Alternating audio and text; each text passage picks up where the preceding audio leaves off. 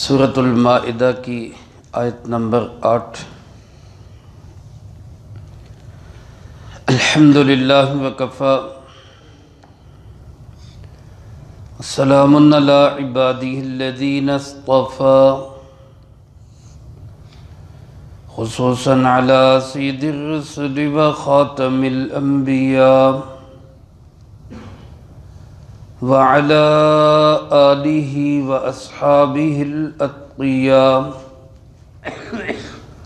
اما بعد فاعوذ باللہ من الشیطان الرجیم بسم اللہ الرحمن الرحیم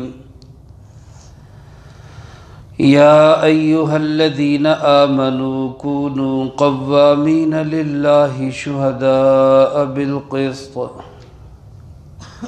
ولا يجرمنكم شنآن قوم على ألا تعدلوا اعدلوا هو أقرب للتقوى واتقوا الله إن الله خبير بما تعملون يا أيها الذين آمنوا اے ایمان والو، کونوا قوامین للہ شہداء بالقسط، ہو جاؤ قائم کرنے والے اللہ کے لیے گواہیوں کو انصاف کے ساتھ۔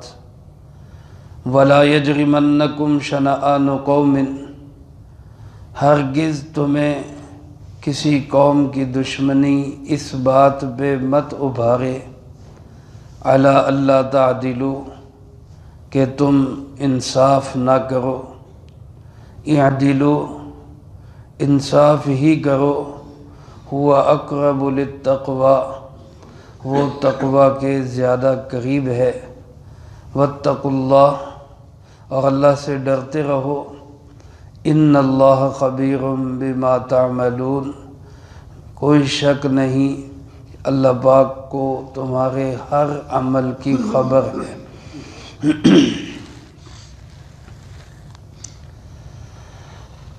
اس سے پہلی آیات مبارکہ میں اللہ رب العالمین نے طہارت کے اصول بیان فرمائے، جسمانی، قلبی، روحانی، ظاہری، باطنی، ہر اعتبار سے انسان کو پاکیزہ ہونا چاہیے۔ اسلام کا، دین کا، جناب محمد کریم صلی اللہ علیہ وآلہ وسلم کی شریعت کا مزاج یہی ہے کہ انسان کو پاکیزہ ہونا چاہیے۔ حضرت امام شاہ ولی اللہ رحمۃ اللہ علیہ فرماتے ہیں، ملت ابراہیمی کے 4 بڑے اصول ہیں۔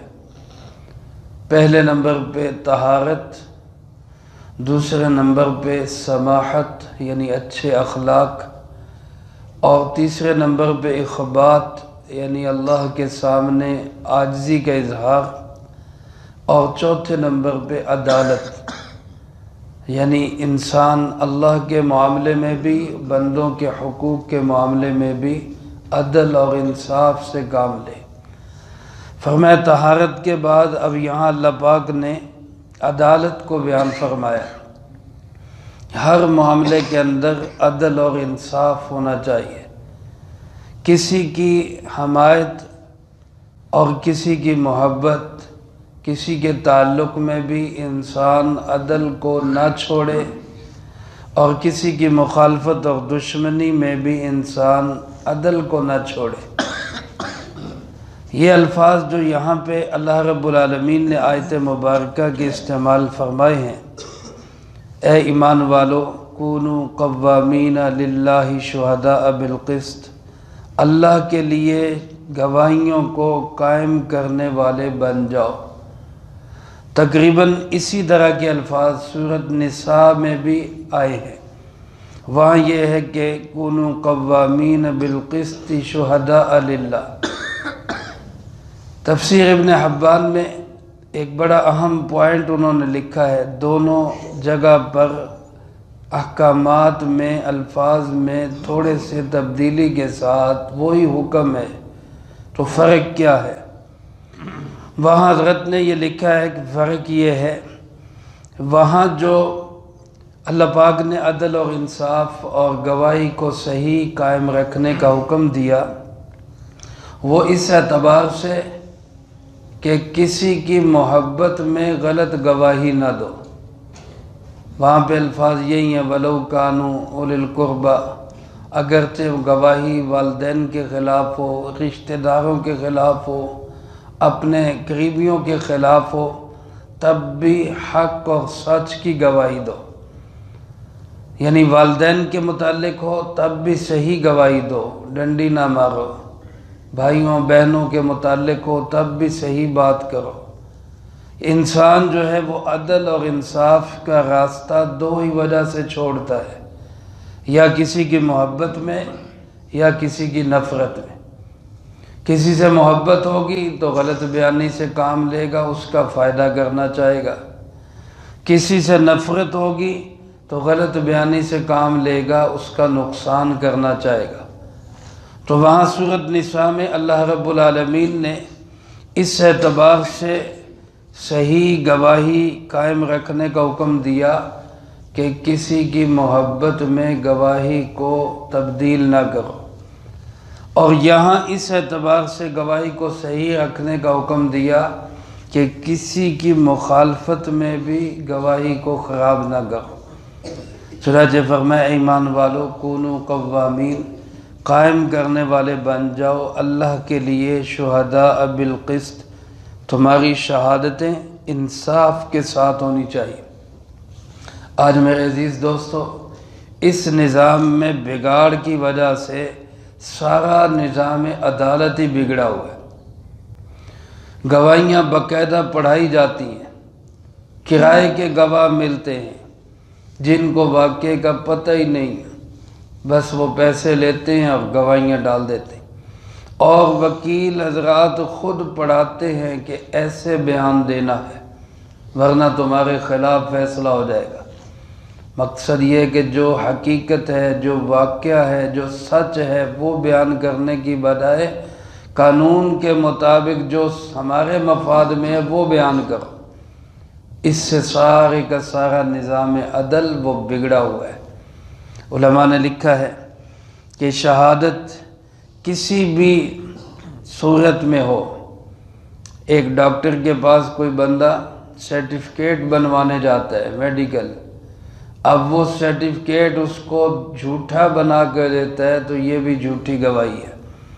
سچا سرٹیفکیٹ بنائے، جو حقیقت ہے وہ بنا کے دے۔ ایک استاد کے پاس اسکول کالج یونیورسٹی میں یا مدرسے میں کوئی اسٹوڈنٹ پڑھتا نہیں ہے، لیکن وہ اس کو سند جاری کر دیتے ہیں پیسے لے کر یا کسی بھی اعتبار سے، یہ جھوٹی گواہی ہے۔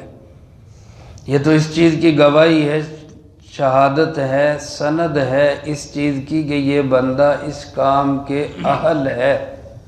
اب اگر وہ اس کا اہل ہی نہیں ہے اور اس کو سند تھما دی جاتی ہے تو یہ جھوٹی گواہی ہے۔ یہ دو چار مثالیں میں نے عرض کی، ورنہ ایسی بے شمار مثالیں ہیں۔ کسی بھی معاملے میں انسان کسی طرح سے بھی جھوٹی گواہی نہ دے۔ جمہوری حکومتوں میں ووٹ کی ایک حیثیت بھی علماء نے گواہی کی لکھی ہے، شہادت ہے۔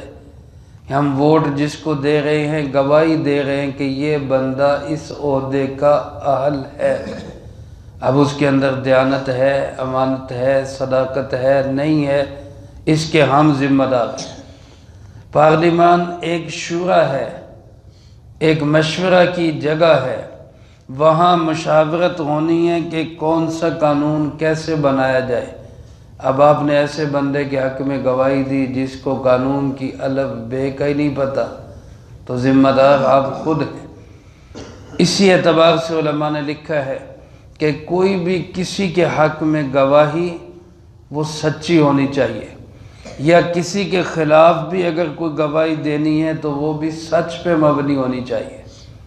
فرمایا وَلَا يَجْرِمَنَّكُمْ شَنَآنُ قَوْمٍ، کسی قوم کی دشمنی تمہیں اس بات پہ مت ابھارے، اس کے لیے تمہیں تیار نہ کرے کہ تم انصاف کو چھوڑ دو۔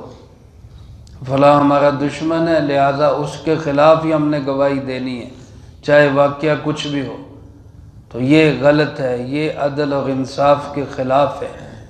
اس لیے اللہ پاک نے حکم دیا کہ اعدلو، عدل کرو، انصاف کرو، کسی بھی معاملے میں راہ اعتدال کو مت چھوڑو، دوستی میں بھی سچ اور حق کو مت چھوڑو اور دشمنی میں بھی سچ اور حق کو مت چھوڑو۔ ہوا اقرب للتقوی، اللہ پاک فرماتے تقوی کے زیادہ قریب یہی بات ہے۔ تقوی جو مدار نجات ہے، تقوی جس پہ آخرت کے اندر کامیابی ملے گی، اس تقوی کے حصول کے لیے ضروری ہے کہ اپنے پرائے دوست دشمن سب کے ساتھ عدل اور انصاف کیا جائے، کسی کے ساتھ زیادتی نہ کی جائے۔ اللہ پاک فرماتے واتقوا اللہ، اور اللہ سے ڈرتے رہو ہر معاملے میں۔ دیکھیں احکامات کے بعد بار بار یہی جملہ آ گیا ہے، واتقوا اللہ، واتقوا اللہ، اللہ سے ڈرتے رہو، کیونکہ انسان کو صحیح اور سچی گواہی پہ قائم رکھنے والی چیز بھی صرف کیا ہے؟ وہ تقوی ہی ہے، اللہ کا ڈر اور خوف ہی ہے۔ اب آپ کسی کے حق میں گواہی دے رہے ہیں اور آپ کے دل میں اللہ کا ڈر ہے، تو چاہے جتنی مرضی دوستی ہوگی، جتنی مرضی دشمنی ہوگی، جتنے مرضی پیسے کا لالچ ہوگا، آپ راہ اعتدال سے ادھر ادھر نہیں ہوں گے۔ لیکن اگر اللہ کا ڈر نہیں ہے تو پھر پیسے لے کے گواہیاں بکیں گی، پیسے لے کے ووٹ دیے جائیں گے، پھر چھوٹی چھوٹی معمولی چیزوں پر انسان گواہیوں کو بدلے گا، پھر اللہ کا ڈر اور خوف نکل جائے گا تو لالچ میں، دھونس میں، دھاندلی میں، دباؤ میں انسان کچھ کا کچھ فیصلہ کرے گا۔ اس لیے ہر حال میں اللہ کا ڈر پیدا کرو کہ تمہارے ہر عمل کی خبر رکھنے والا کون ہے؟ اللہ رب العالمین، ہر کام کو جاننے والا ہے۔ ہمارے دلوں کی نیتوں اور بھیدوں کو جاننے والا بھی کون؟ اللہ رب العالمین۔ اللہ مجھے آپ کو سب کو اپنا یہ ڈر اور دھیان نصیب فرمائے اور اس کے مطابق سب کے ساتھ عدل اور انصاف کا معاملہ کرنے کی توفیق نصیب فرمائے۔ اللہم انت السلام ومنک السلام، تبارکت ربنا وتعالیت یا ذا الجلال والاکرام۔ اللہم اعنا علی ذکرک وشکرک وحسن عبادتک۔ اللہم احسن عاقبتنا فی الامور کلہا وأجرنا من خزي الدنيا وعذاب الآخرة، اللهم واقية كواقية الوليد، اللهم استر عوراتنا وآمن روعاتنا، اللهم إنا نجعلك في نحورهم ونعوذ بك من شرورهم، اللهم اكفنا بحلالك عن حرامك وأغننا بفضلك عمن سواك، اللهم اكفنا كل مهم من حيث شئت ومن أين شئت، رب اغفر وارحم وأنت خير الراحمين، رب ارحمهما كما ربياني صغيرا، رب ارحمهما كما ربياني صغيرا، رب ارحمهما كما ربياني صغيرا، اللهم ربنا هب لنا من أزواجنا وذرياتنا قرة أعين واجعلنا للمتقين إماما، اللهم طهر قلوبنا من النفاق